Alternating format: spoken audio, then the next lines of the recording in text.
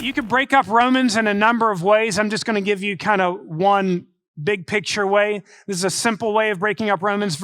Chapters 1 through 8 are all about the need of every individual for personal salvation in Jesus Christ, no matter what kind of ethnic background you come from, no matter what kind of religious background you come from, no matter what kind of moral practice you've had, you've fallen short of God's glory and you need salvation in Jesus Christ. And so it goes through what it means to be saved. Paul answers every individual objection that you could come up with of why you don't personally need to be saved. And then in Romans 8, he gives you the benefits, the personal individual benefits of being in Christ and having the Spirit inside you and a hope that you have and how nothing separates you from the love of God.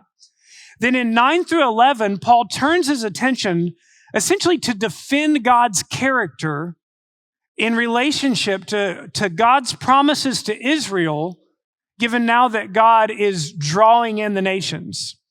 And the reason for this is, you in Romans 8 with the nothing can separate us from the love of God that's in Christ Jesus. And somebody might say, well, didn't God say something like that to the nation of Israel? And it seems like perhaps he has just cast off Israel for the sake of the church. And Paul's saying that's not the case at all.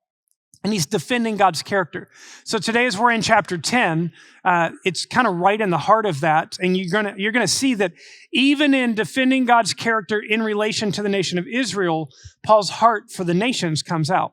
Then you get into 12 through 16, and 12 through 16 more or less describes what the new humanity, which is the church, what life is like for those of us who are in Christ as we interact with one another and as we interact with a really broken, fallen world. And it's good for us to remember, listen, I know you might look at the news on any day, you might look at your Twitter feed or whatever you look at, and you might think that the world is just going to the toilet. And I just want to encourage you that the world has always been in the toilet and that God has been perpetually reaching into the toilet and redeeming a humanity out of it. Paul didn't write these books in a generally affirmative culture to Christianity. He wrote these letters and then got his head chopped off for what he believed.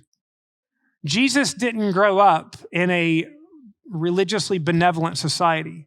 Jesus grew up walking the streets of Israel with crucifixes alongside the road, which was how the Roman government showed how they will handle civil disobedience. And so we're not the only people to experience a decadent, wicked culture.